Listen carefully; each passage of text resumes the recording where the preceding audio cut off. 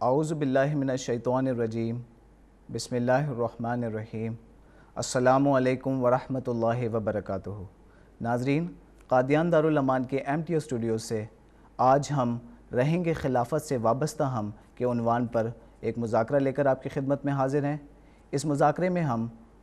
خلافت احمدیہ کی برکات، اس کے افضال اور خلافت احمدیہ سے وابستگی کے متعلق گفتگو کریں گے۔ اس پروگرام میں شریک گفتگو ہیں محترم نیاز احمد صاحب نائک، محترم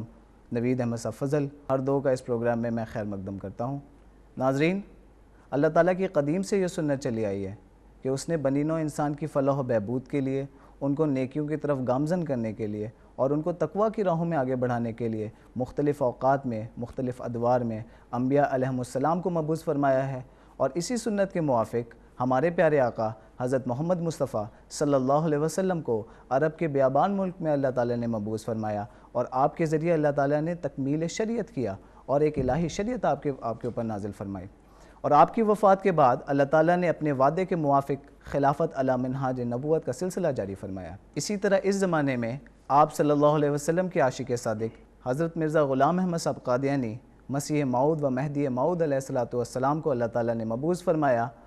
اور آپ کے بعد بھی اپنے وعدے کے موافق خلافت علی منہاج نبوت کا سلسلہ جاری فرمایا۔ بس خلافت احمدیہ کا یہ سلسلہ اللہ تعالیٰ نے سیدنا حضرت اقدس مسیح موعود علیہ السلام کی وفات کے بعد 27 مئی 1908 کو جاری فرمایا، اور آج ہم الحمدللہ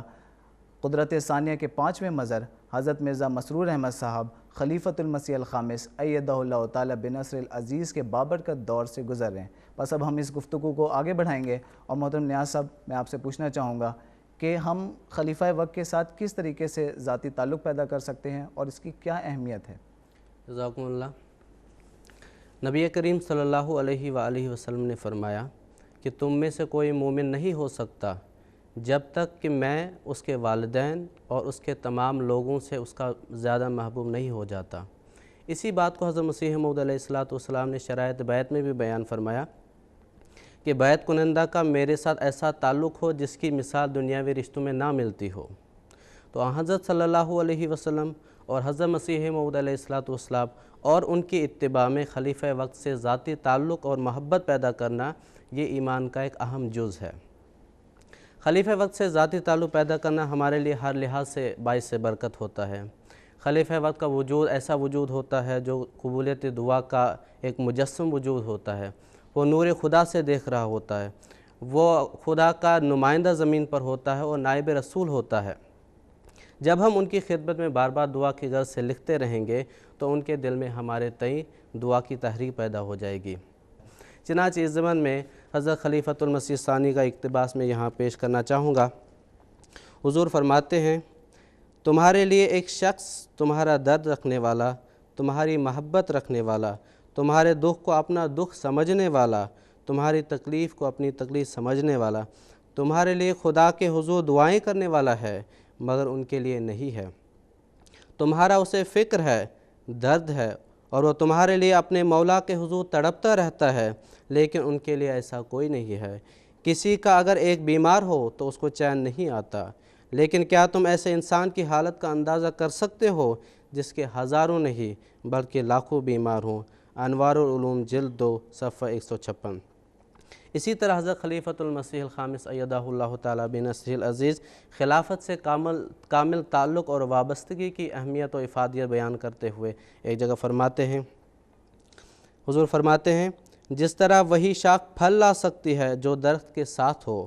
وہ کٹی ہوئی شاخ پھل پیدا نہیں کر سکتی جو درخت سے جدا ہو، اسی طرح وہی شخص سلسلہ کا مفید کام کر سکتا ہے جو اپنے آپ کو وابستہ نہ رکھے، تو خواہ وہ دنیا بھر کے علوم جانتا ہو، وہ اتنا بھی کام نہیں کر سکے گا جتنا بکری کا بکروٹا۔ بس اگر آپ نے ترقی کرنی ہے اور دنیا پر غالب آنا ہے تو میری آپ کو یہی نصیحت ہے اور میرا یہی پیغام ہے کہ آپ خلافت سے وابستہ ہو جائیں، اس حبل اللہ کو مضبوطی سے تھامے رکھیں۔ ہماری ساری ترقیات کا دار و مدار خلافت سے وابستگی میں پنہا ہے۔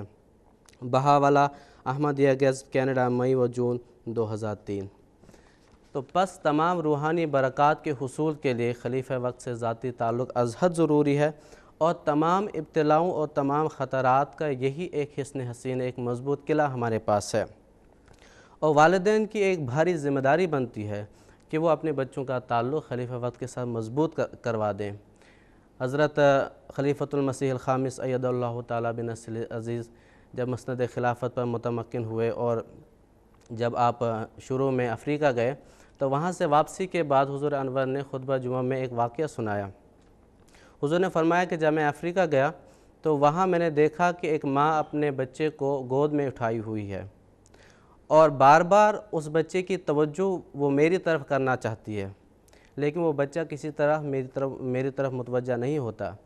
لیکن بالآخر ماں کی کوششوں سے وہ بچہ میری طرف متوجہ ہوا اور وہ بچہ مسکرایا اور میں بھی مسکرایا۔ تو حضور نے اس میں فرمایا تھا کہ جب تک اس طرح کی ماں کی گود میں اس طرح کے بچے پروان چڑھتے رہیں گے تب تک خلافت احمدیہ کو کوئی خطرہ لاحق نہیں ہے۔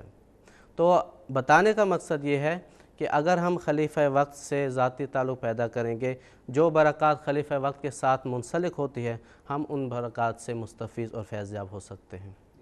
جی جزاک اللہ نیاز صاحب، جیسا کہ ابھی آپ نے فرمایا کہ یہ دراصل والدین کی بھی بہت بڑی ذمہ داری ہے، گویا ایسے طور پہ بچے کی پرورش کی جائے کہ بچپن سے ہی یہ بات ان کی گھٹی میں ملا کے پلا دی جائے کہ خلیفہ وقت کے ساتھ آپ نے وابستگی رکھنی ہے۔ بہت بہت شکریہ آپ کا۔ اب ہم اپنی گفتگو کو آگے بڑھاتے ہیں۔ نبی صاحب، اب میں آپ سے پوچھنا چاہوں گا کہ آپ ہمیں یہ بتائیں کہ خلیفہ وقت کس طرح سے دعاؤں کا خزانہ ہوتا ہے، اور کس طرح سے افراد جماعت اس خزانے سے مستفید ہو سکتے ہیں اور دعاؤں کے وارث بن سکتے ہیں۔ ابھی محترم نیاز صاحب نے بڑی تفصیل سے اپنے جواب میں فرمایا کہ خلیفہ وقت کے ساتھ تعلقات اور رابطے رکھنا کس قدر ہمارے لیے ضروری ہیں۔ تو یہاں میں یہ بھی بیان کر دینا ضروری سمجھتا ہوں کہ خط ایک ایسا ذریعہ ہے جس کے ذریعے خلیفہ وقت کے ساتھ مستقل طور پر رابطہ اور تعلقات رکھے جا سکتے ہیں، اور یہ جماعت احمدیہ کی خوش قسمتی ہے کہ ہمیں نظام خلافت کے ساتھ وابستگی اللہ تعالیٰ نے عطا فرمائی، اور ایک خلیفہ ہے جو ہمارے لیے دعا کرتا ہے، ہماری پریشانیاں اور ہماری مشکلات کو سنتا ہے، اور ہماری تکالیف کو دور کرنے کے لیے شب و روز دعاؤں میں لگا رہتا ہے۔ اس وجہ سے ہم کہہ سکتے ہیں کہ خلیفہ دعاؤں کا خزانہ ہے۔ حضرت مسلم موعود رضی اللہ عنہ بیان فرماتے ہیں، اللہ تعالیٰ جب کسی کو منصب خلافت پر سرفراز کرتا ہے تو اس کی دعاؤں کی قبولیت کو بڑھا دیتا ہے، کیونکہ اگر اس کی دعائیں قبول نہ ہوں تو پھر اس کے اپنے انتخاب کی حد تک ہوتی ہے۔ منصب خلافت صفحہ 32۔ یوں تو تاریخ احمدیت میں کتنے ہی ایسے واقعات خلیفہ قبولیت دعا کے بھرے پڑے ہیں۔ یہاں میں حضرت خلیفۃ المسیح الخامس اید اللہ تعالیٰ بنصرہ العزیز کے چند ایک واقعات کا بیان کر دینا ضروری سمجھتا ہوں۔ ایک طالبہ اپنی قبولیت دعا کا واقعہ بیان کرتے ہوئے فرماتے ہیں کہ پی ایچ ڈی کے بعد انٹرویو کے سلسلہ میں انہوں نے سیدنا حضور انور کی خدمت میں دعا کی درخواست کی۔ جب پی ایچ ڈی کا بعد جب ان کا انٹرویو شروع ہوا تو ان کے پروفیسر نے ان سے ان کے موضوع سے ہٹ کر فضول قسم کے سوالات اور موضوع سے ہٹ کر بیہودہ سوالات پوچھنے شروع کر دیے، اور اس کی وجہ انہوں نے یہ بتائی کہ ان کے نگران کے ساتھ اس پروفیسر کی کوئی چڑ تھی اور وہ اس طالبہ کو فیل کر کے اس کا بدلہ لینا چاہتا تھا۔ بہرحال جب موضوع سے ہٹ کر سوالات شروع کیے تو وہ تھوڑا گھبرائیں بھی، لیکن دل میں اطمینان بھی تھا کہ خلیفہ وقت کی خدمت میں دعا کی درخواست کی ہے، لازماً یہ دعا قبول ہوگی۔ بہرحال تھوڑی دیر میں ایسا ہوا کہ ایک آدمی نے آ کر اس پروفیسر کو آواز دی، اور اس پروفیسر کو وہاں سے اٹھ کر کسی ضروری کام کے سلسلے میں جانا پڑا، اور پھر وہ وہاں سے ایسا نکلا کہ پورے پروگرام میں واپس نہ آیا، اور اس طرح حضور انور کی دعا اور اس کی کامیابی کا رستہ کھل گیا۔ بہرحال وہاں پر موجود ان کے دوست احباب اور ان کے نگران بھی بڑے متاثر ہوئے اور حیرت میں پڑ گئے کہ یہ اچانک ایسا کیسے ہو سکتا ہے کہ ایک پروفیسر انٹرویو لے رہا ہے اور اٹھ کے جو ہے نا اس کو جانا پڑے۔ تو یہ بتاتی ہیں کہ یہ خود بھی بڑا ان کو تعجب ہوا، اور ان کی نگران نے یہاں تک کہا کہ ایسا لگتا ہے تجھے ضرور کسی کی دعا لگ گئی ہے۔ اس کے بعد یہ بتاتی ہیں کہ ان کے ساتھ اکثر ایسے تجربات ہوئے کہ جب بھی انہیں کسی مشکلات کا سامنا درپیش ہوا تو انہوں نے سیدنا حضور انور کی خدمت میں دعا کی درخواست کی، اور حضور کی دعا کی برکت سے وہ مشکلات آسان ہوتی چلی گئیں۔ یہ خلیفہ وقت کے دعاؤں کا خزانہ ہی ہے جس سے ان لوگوں نے بھی حصہ پایا، اور اللہ تعالیٰ ہمیں بھی خلیفہ وقت کی دعاؤں سے فیض حاصل کرنے اور اس خزانہ سے حصہ حاصل کرنے کی توفیق عطا۔ جزاک اللہ نبی صاحب۔ نیاز صاحب، جیسا کہ ابھی ہم نے سنا کہ خلیفہ وقت کی دعاؤں میں غیر معمولی طور پہ تاثیر ہوتی ہے، اور خدا تعالیٰ غیر معمولی طور پہ خلیفہ وقت کی دعاؤں کو سنتا ہے اور اس کو قبول کرتا ہے۔ پھر تو مومن کا بھی یہ بھی شیوا ہے کہ سمینا و اطعنا، ہم نے سنا اور ہم نے اطاعت کی۔ آپ ہمیں یہ بتائیں کہ خلیفہ وقت کے جو ارشادات ہوتے ہیں، ان کے احکامات ہوتے ہیں، ان کو سننا ہمارے لیے کیوں ضروری ہے اور اس سے ہم کس طریقے سے فائدہ اٹھا سکتے ہیں؟ یہ جو دور ہے، دور آخر حضرت مسیح موعود علیہ السلام کا دور ہے، اس دور کے تعلق سے حدیث میں یہ پیشگوئی آئی تھی کہ اس دور میں آسمان سے ندا آئے گی کہ مسیح موعود آ گیا ہے۔ تو آج ہم MTA کے ذریعے سے دیکھتے ہیں کہ خلیفہ وقت کی آواز آسمان سے ہی ہمارے پاس پہنچ رہی ہے، اور یہ جو ندائے آسمانی ہے اس کو اکناف عالم اور تمام افراد جماعت تک پہنچانے کے لیے جماعت میں ایک ہمگیر نظام موجود ہے۔ جب حضور انور کا خطبہ جمعہ آ رہا ہوتا ہے تو اسی وقت وہ MTA کے ذریعے لائیو نشر ہوتا ہے، براہ راست نشر ہوتا ہے، اور پھر اسی وقت مختلف زبانوں میں اس کا رواں ترجمہ ہوتا ہے، اور اس کے بعد مختلف جماعت کے مختلف جرائد اخبارات میں وہ شائع ہوتا ہے، اور مختلف علاقائی زبانوں میں وہ شائع ہو جاتا ہے۔ اسی طرح یہی خطبہ جمعہ جو اگلا جمعہ ہوتا ہے، اسی کا جو خلاصہ ہوتا ہے وہ خطبہ جمعہ کے طور پر مساجد میں سنایا جاتا ہے، اور ہمارے جو احباب اور خاص کر خدام انٹرنیٹ ایکسیس رکھتے ہیں وہ اس کو انٹرنیٹ کے ذریعے بھی سن سکتے ہیں، اور گوگل میں MTA ایپس موجود ہے، وہاں سے اس کو وہ ایزیلی ڈاؤن لوڈ کر سکتے ہیں۔ تو ہمگیر نظام ہمارے پاس ہے کہ خلیفہ وقت کی آواز کو دنیا تک پہنچانے کے لیے اللہ تعالیٰ نے ہمیں ساری برکات عطا فرمائی ہے۔ گزشتہ کئی خطبات حضور انور نے عملی اصلاح پہ دیے ہیں۔ ہمارا یہ فرض بنتا ہے کہ ہم اپنے اعمال و نفوس میں ایک انقلابی تبدیلی پیدا کرنے والے ہوں، تاکہ خلیفہ وقت کی جو خوشنودی اور رضا ہے ہم اس کو حاصل کرنے والے ہوں۔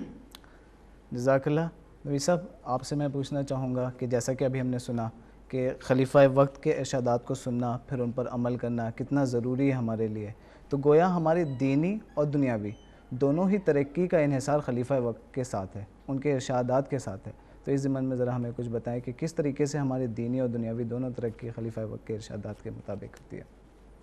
جہاں تک اس سوال کا تعلق ہے کہ ہماری روحانی اور دنیاوی ترقیات کا انحصار خلافت پر سے وابستہ ہیں، تو اس بارے میں صاف طور پر یہ بات یاد رکھنی چاہیے کہ جہاں خلافت ہماری رہنمائی کا ذریعہ ہے، وہاں خلافت ہمارے لیے سہارا بھی ہے جو ہمیں گرنے سے بچاتی ہے۔ حضرت مسلم موعود رضی اللہ عنہ نے ایک جگہ بیان فرماتے ہیں کہ انبیاء اور خلفاء اللہ تعالیٰ کے قرب کے حصول میں ممید ہوتے ہیں۔ جیسے کمزور آدمی پہاڑ کی چڑھائی پر نہیں چڑھ سکتا تو اسے سوٹے کا سہارا لینا پڑتا ہے، اسی طرح انبیاء اور خلفاء بھی لوگوں کے لیے سہارے ہیں۔ وہ سوٹے اور سہارے ہیں جن کی مدد سے کمزور آدمی بھی اللہ تعالیٰ کا قرب حاصل کر لیتا ہے۔ تو یہ ہے حقیقت اور خلافت سے وابستگی اور چمٹے رہنے کی برکت جو ہمیں خلافت سے عطا ہوتی ہیں۔ دور حاضر میں حضرت خلیفۃ المسیح الخامس ایدہ اللہ تعالیٰ بنصرہ العزیز گاہے بگاہے ہماری رہنمائی فرماتے ہیں، جیسا کہ ابھی مکرم نیاز صاحب نے ذکر کیا کہ خطبات جمعہ میں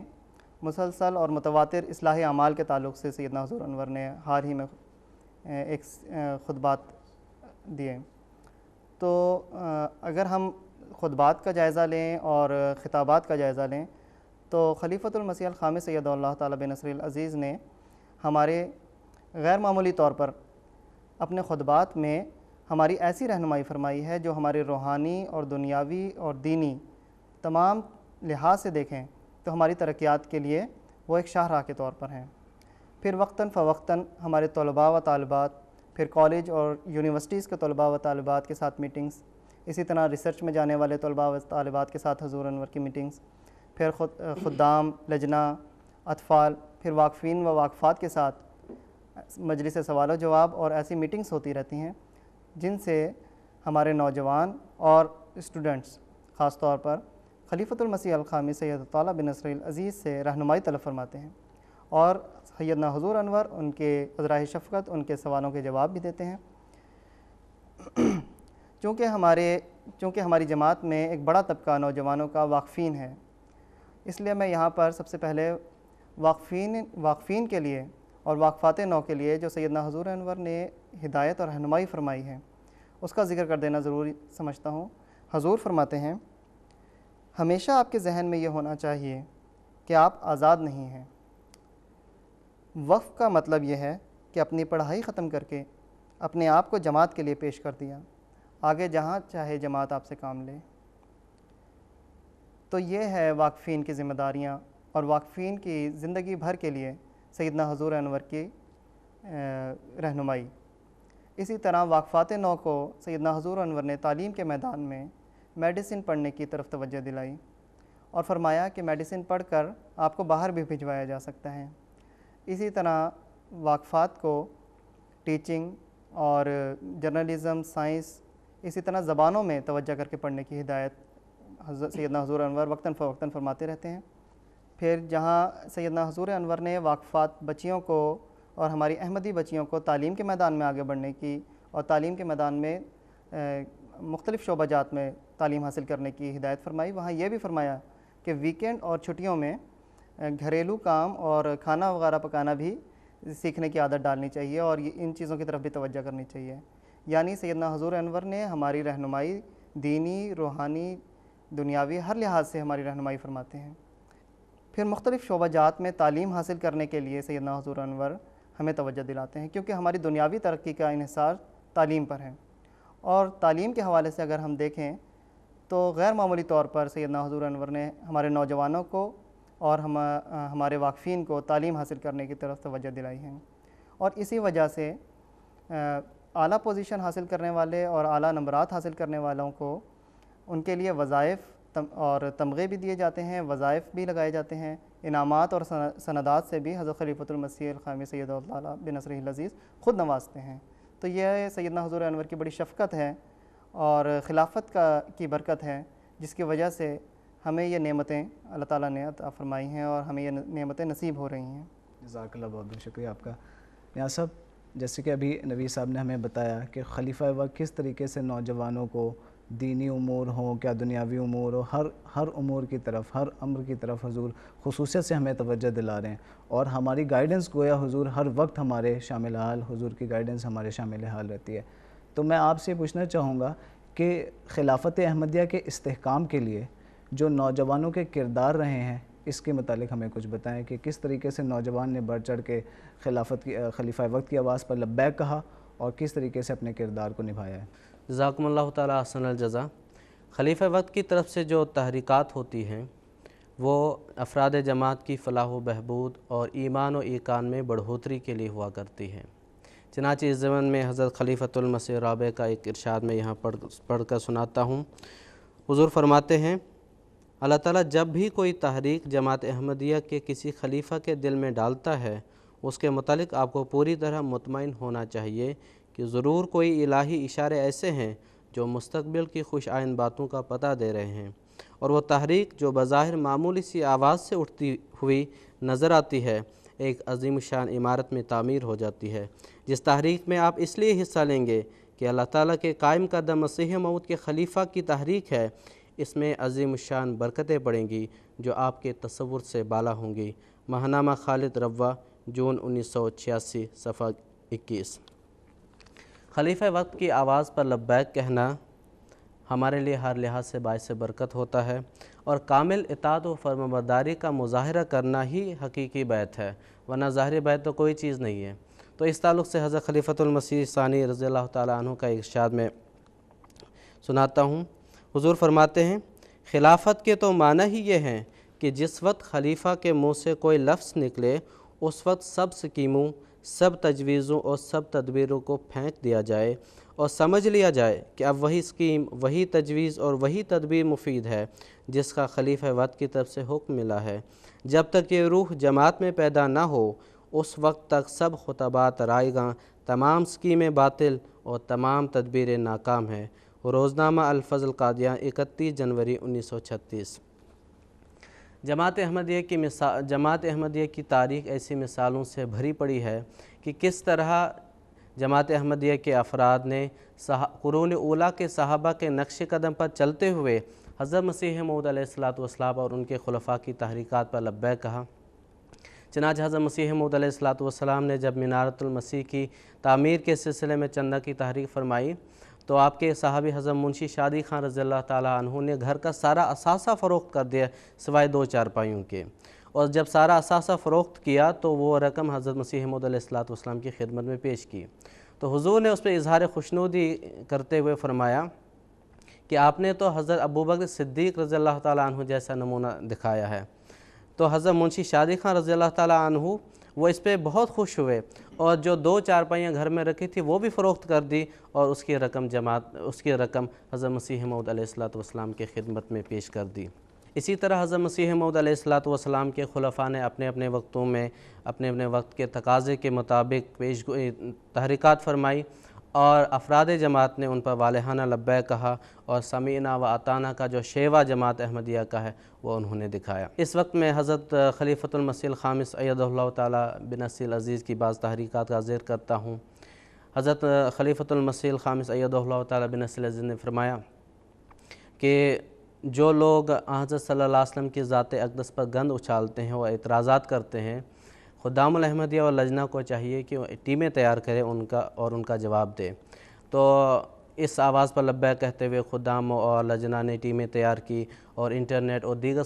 سوشل سائٹس جو ہے ان کے ذریعے ان اعتراضات کا جواب دیا جاتا ہے۔ اسی طرح حضور انور نے تبلیغ کے سلسلے میں لیفلیٹس کی تحریک فرمائی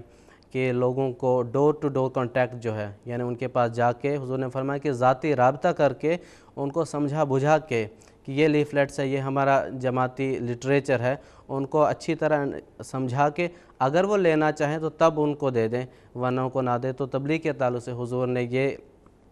تحریک فرمائی اور جماعتی جو نوجوان ہیں وہ اس میں اچھا کردار ادا کر رہے ہیں، ان کا اچھا کنٹریبیوشن ہے۔ ورلڈ وائڈ جماعت کے جو خدام ہیں اس پہ بڑھ چڑھ کے حصہ لے رہے ہیں۔ اسی طرح حضور انور ایدہ اللہ تعالیٰ بنصرہ العزیز نے یہ بھی محسوس کیا کہ بعض پیدائشی احمدی ہوتے ہیں لیکن وہ حضرت مسیح موعود علیہ الصلوۃ والسلام کے مقام و مرتبہ اور آپ کی بعثت کی جو غرض و غایت ہے اس سے ناآشنا ہے۔ تو اس تعلق سے حضور نے فرمایا کہ جماعتی نظام اور جو ذیلی نظام ہے وہ پلاننگ کر کے اپنے اپنے دائرے میں کام کریں۔ تو اس تعلق سے عالمگیر جماعت احمدیہ نے کام کیا اور یہاں انڈیا میں بھی خدام نے اس پہ کام کیا ہے۔ ایک نصاب تیار کیا ہے، اس کو کتابی شکل دی گئی، اس کو تھرو آؤٹ انڈیا اس کو سرکولیٹ کیا گیا ہے اور اس پہ اجلاسات ہو رہے ہیں، اس کو کوئز میں شامل کیا جا رہا ہے، اس کو تعلیمی نصاب میں شامل کیا جا رہا ہے اور ایک اچھا منظم رنگ میں یہ کوشش کی جا رہی ہے کہ جو حضور انور کا یہ اندیشہ ہے کہ بعض پرانے اور پیدائشی احمدی ہیں وہ حضرت مسیح موعود علیہ السلام کی بعثت سے ناآشنا ہے، ان کو اس سے متعارف کرایا جائے۔ بس حاصل کلام یہ ہے کہ جماعت احمدیہ کا یہ شیوا رہا ہے کہ وہ اپنے خلفاء کی تحریکات ان کی آواز پر لبیک کہتے آ رہے ہیں۔ ضرورت اس امر کی ہے کہ ہم اس اطاعت اور فرمانبرداری کے جذبے کو دائمی بنائیں۔ اللہ تعالیٰ ہمیں اس کی توفیق عطا فرمائے۔ جزاک اللہ حسن الجزا۔ ناظرین، اسی کے ساتھ ہم اپنے پروگرام کے اختتام کو پہنچتے ہیں اور آخر پر سیدنا حضور انور ایدہ اللہ تعالیٰ بنصرہ العزیز کے ایک ارشاد کو پیش کر کے اس پروگرام کو ختم کریں گے۔ حضور فرماتے ہیں، ہمیشہ یاد رکھیں کہ تمام برکات خلافت سے وابستہ ہیں۔ آپ کی دینی و دنیاوی فلاح و بہبود کے سامان خلافت سے تعلق میں مضمر ہیں۔ خلافت کی وجہ سے آپ منظم اور متحد ہیں۔ خلافت کی وجہ سے آپ جماعت کی تنظیموں میں پروئے ہوئے ہیں، فعال انداز میں اشاعت اسلام کے کام میں شریک ہیں، خدمت دین کی توفیق پا رہے ہیں، خدا کے فضل سے ہر دم ترقی کی راہوں پر گامزن ہیں۔ خلیفہ وقت کا وجود خدا تعالیٰ کی طرف سے ایک عظیم الشان انعام ہے جس سے باقی دنیا محروم ہے۔ آپ خوش قسمت ہیں کہ اللہ تعالیٰ نے آپ کو ایک امام عطا فرمایا ہے جو ہر دم آپ کی خیر خواہی کے لیے دعائیں کرتا ہے، آپ کو تسلی دیتا ہے، آپ کو قرآن کریم اور سنت و حدیث کی روشنی میں نیک نصائح کرتا ہے جس سے آپ کی دینی و دنیاوی ترقی ہوتی ہے۔ حضور فرماتے ہیں، پس اس حبل اللہ کو ہمیشہ مضبوطی سے تھامے رکھیں اور خدا تعالیٰ کے اس انعام پر ہمیشہ شکر گزار رہیں، اپنے اخلاص و وفا اور اطاعت کے معیار بڑھائیں۔ اللہ تعالیٰ آپ کو اس پر عمل کرنے کی توفیق عطا فرمائے۔ پیغام سیدنا حضرت خلیفۃ المسیح الخامس ایدہ اللہ تعالیٰ بنصرہ العزیز برموقع پلیٹنم جبلی مجلس خدام الاحمدیہ 2013۔ ناظرین، اسی کے ساتھ ہم اجازت طلب کریں گے انشاءاللہ آئندہ پھر ملاقات ہوگی۔ السلام علیکم ورحمۃ اللہ وبرکاتہ۔